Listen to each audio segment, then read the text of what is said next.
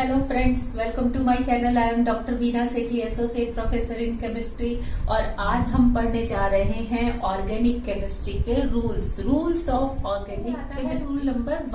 Rule number one में हम क्या देखते हैं? सेचुरेटेड हाइड्रोकार्बन्स पर किसकी रिएक्शन? क्लोरीन की रिएक्शन डिफ्यूज सनलाइट से। ये आपका रूल नंबर 1 होता है।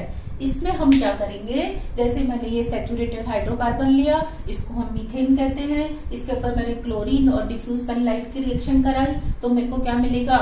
क्लोरोमीथेन। इसका आपको पहले रूल से ही मैं समझाना चाहती हूँ कि जो भी रिएक्टेंट है, जो भी प्रोडक्ट है, आप उसका IUPAC नेम भी लिखिए, चाहे 10 बार आता है 10 बार लिखिए, 100 बार आता है 100 बार लिखिए। उससे आपको प्रैक्टिस ऐसी हो जाएगी कि आप जीवन में उसको भूल नहीं पाएंगे। और इसका जो डिराइव्ड या ट्राइवल नॉमेनक्लेचर है, आप वो भी साथ साथ लिखिए। मैं कोशिश करके सारे डिराइव और ट्राइवल नेम भी आपको साथ साथ बताऊंगी। तो ये था क्लोरोमीथेन, IUPAC नेम है इसका। और साथ में इसको पुराना नाम क्या देते हैं हम इसको देते हैं मिथाइल क्लोराइड।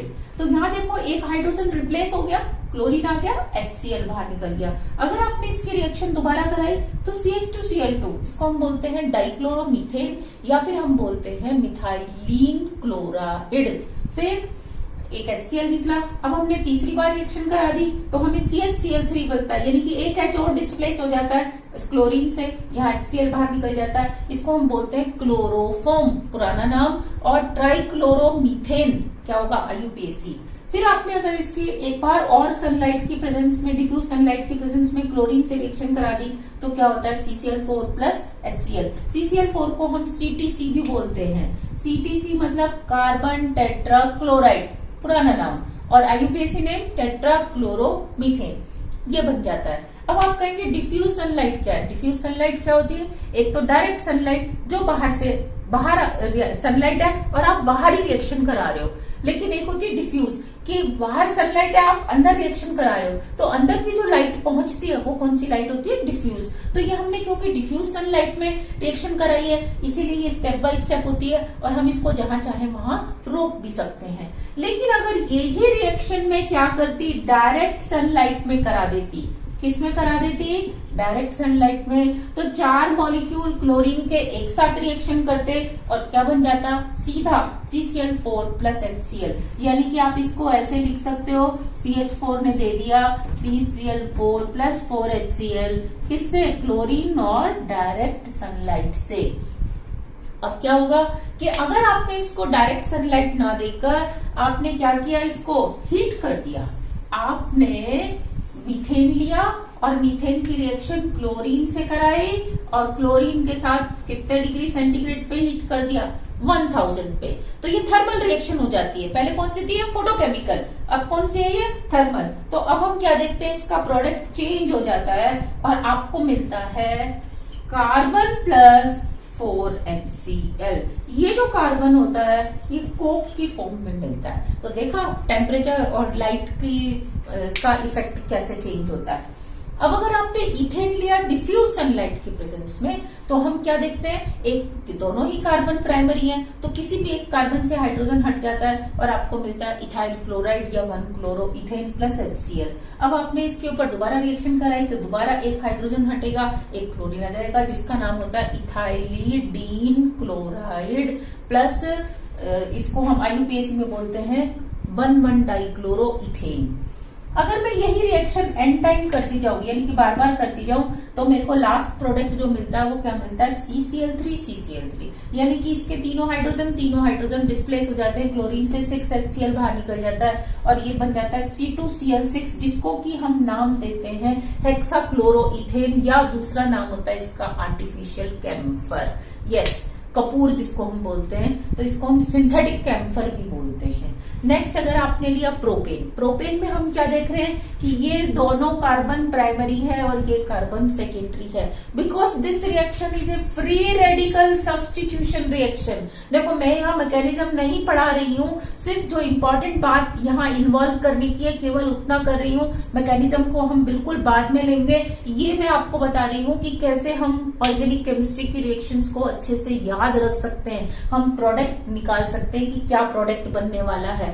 बाकी उसमें थोड़ा बहुत वेरिएशन हम किससे देखेंगे, मैकेनिज्म की हेल्प से देखेंगे। लेकिन first my target is to get memorize all reactions of all books. तो देखो आपने ये प्राइमरी और ये सेकेंडरी कार्बन था, जैसे ही आपने क्लोरीन की रिएक्शन कराई तो क्या होगा, अगर ये क्लोरीन है तो सेकेंडरी पे और प्राइमरी में से क्या होगा, सेकेंडरी पे अटैक जल्दी होगा क्योंकि secondary free radical are more stable. लेकिन इसका रेशियो प्राइमरी के कंपैरिजन में क्या होगा, ये हम एक अलग से टॉपिक पढ़ते हैं, रिएक्टिविटी एंड सेलेक्टिविटी, जो कि हमारे आगे वाले वीडियोस में आएगा। तो आपने रिएक्टिविटी एंड सेलेक्टिविटी के बाद देखना है कि क्लोरीन लिया है तो सेकेंडरी और प्राइमरी का क्या रेशियो है, ब्रोमीन लिया है तो क्या रेशियो है, आयोडीन लिया है तो क्या रेशियो है, यानी कि इनका रेशियो में बी चेंज। लेकिन जो रिएक्टिव है वो कौन होगा, सेकेंडरी कार्बन पहले ज्यादा रिएक्टिव होता है।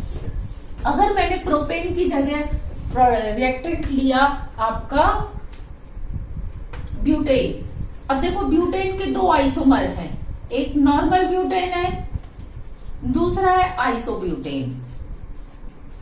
इसके ये दो आइसोमर थे,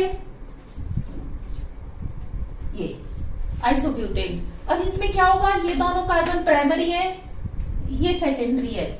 पहला अटैक किस पे होगा, सेकेंडरी पे होगा, पर ऐसा नहीं है कि प्राइमरी नहीं बनेगा। तो इसका जो बनता है Cl2H न्यू से वो बनता है CH3CH2CH3 ये Cl, और प्राइमरी जो बनेगा वो होगा CH3CH2CH2Cl। तो इसके ये दो प्रोडक्ट बनते हैं, इनका रेशियो हम रिएक्टिविटी सेलेक्टिविटी वाले टॉपिक में निकालेंगे। अब अगर आप, क्योंकि ब्रोमीन के केस में अलग रेशियो आएगा, क्लोरीन के केस में अलग और आयोडीन के केस में अलग। अगर आपने ये आइसोब्यूटेन लिया है तो ये कार्बन टर्शरी होता है, ये दोनों तीनों कार्बन क्या होते हैं, प्राइमरी होते हैं। तो फर्स्ट अटैक टर्शरी पे होगा क्योंकि ये फ्री रेडिकल सब्स्टिट्यूशन रिएक्शन है।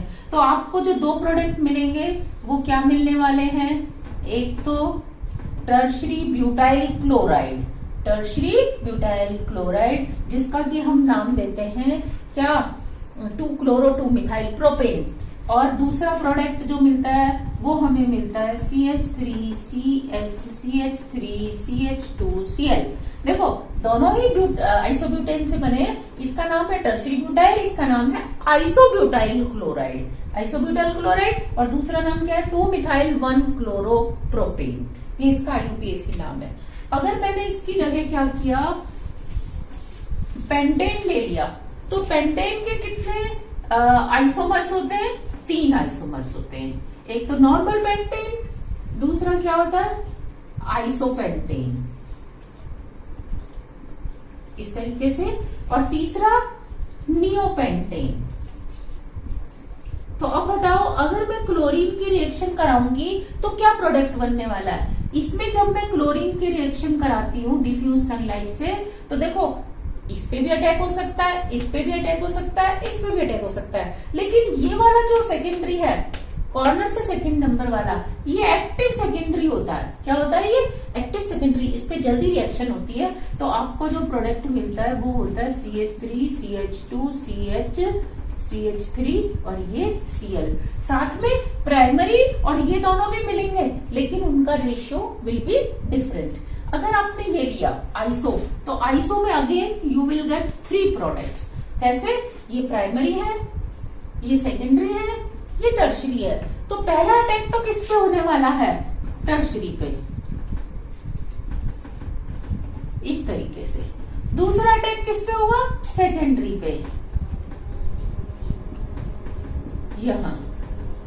और तीसरा अटैक किस पे होगा, प्राइमरी पे। अब देखो प्राइमरी भी आपके पास कितने हैं, 2 टाइप के हैं, एक जिसके पास में सेकेंडरी कार्बन है और ये 2 जिनके पास में क्या है, टर्शरी कार्बन है। तो इस पे या इस पे अटैक होगा और ये आपको बन जाएगा 1 2 3 मिथाइल 1-chloro, और इसको हम बोलते हैं पेंटेन, ब्यूटेन। लेकिन अगर आपने नियोपेंटेन लिया तो नियोपेंटेन में चारों कार्बन क्या है, प्राइमरी, और इसका प्रोडक्ट क्या बनता है, किसी भी एक प्राइमरी कार्बन से, किसी भी एक से हाइड्रोजन जो है आ जाता है और हाइड्रोजन डिस्प्लेस हो जाता है और इसका नाम होता है नियोपेंटाइल क्लोराइड, और इसका यूपीएससी नाम देंगे तो 2,2-डाइमिथाइल 1-क्लोरोप्रोपेन। तो ये था, अगर मैंने क्या लिया है, क्लोरीन से इसकी रिएक्शन कराई है। मैंने पेंटेन तक के एग्जाम्पल लिए हैं। आगे मैं आपको बता रही हूँ कि अगर आपने मीथेन पे क्या किया, क्लोरीन की जगह ब्रोमीन की रिएक्शन करा दी, तो रिएक्शन का जो पैटर्न है दैट रिमेन्स सेम, यानी कि आपको यही मिलता है प्रोडक्ट प्लस HBr। लेकिन क्योंकि ब्रोमीन की रिएक्टिविटी कम है, इट रिएक्ट्स वेरी स्लोली, तो आपको यहाँ पे थोड़ा सा क्या करना पड़ता है, हीट। क्लोरीन के केस में नहीं करना पड़ता था, लेकिन ब्रोमीन के केस में you have to provide heat also. अच्छा, अब अगर मैं इसकी रिएक्शन किससे करा दूं, आयोडीन से, तो आयोडीन की तो क्या है, और भी स्लो है रिएक्टिविटी, तो यहाँ पे आपको और ज्यादा हीट करना पड़ता है, और आपका बनता है CH3I प्लस HI, यानी कि methyl iodide, iodomethane, methyl bromide, bromomethane. साथ में अब हम क्या देखते हैं कि ये जो HI बना, ये क्या था, रिड्यूसिंग एजेंट। ये तुरंत इस बॉन्ड को ब्रेक करके I इसको H इसको देके क्या बना देता है, CH4 और I2, यानी कि इस रिएक्शन को क्या कर देता है, रिवर्सिबल वर्क कर देता है, because it is a reducing agent. तो we want to stop reversibility, हम नहीं चाहते कि ये रिएक्शन रिवर्सिबल हो, because we want forward reaction product. तो हम क्या करते हैं, इस रिएक्शन में यहाँ पे हम ले लेते हैं ऑक्सीडाइजिंग एजेंट। ऑक्सीडाइजिंग एजेंट क्या ले सकते हैं, जैसे HNO3, जैसे HiO3। ये HiO3 क्या करता है कि ये जो HI बना 5HI, इससे रिएक्शन करके बना देता है 3H2O प्लस 3I2। तो I2 तो उल्टा क्या है, रिएक्टेंट है, तो रिएक्शन उल्टा फॉरवर्ड होती है। तो यहीं पे आपसे एक क्वेश्चन पूछा जाता है कि why iodination is never get completed, या कभी कंप्लीट नहीं होता, या why do we take presence of oxidizing agent. हम ऑक्सीडाइजिंग एजेंट क्यों लेते हैं, क्योंकि HiO3 ही HI को ऑक्सीडाइज करता है। तो हम HI के कारण रिवर्सिबिलिटी ऑफ रिएक्शन को स्टॉप करते हैं। तो क्योंकि ये रिवर्सिबल कर रहा है, तो हम इसी से उसको स्टॉप करते हैं। तो ये था मेरा first rule, and I will recommend you have to watch my second, third, fourth, fifth, six, यानी कि अप टू 30 रूल्स, और आपको 70% reactions of each and every book will be completed within 10 hours. ये मेरा claim है, दावा है कि आपको 10 घंटे से पहले हर किताब की रिएक्शंस खत्म करा दूंगी 70% से ज्यादा। Thank you.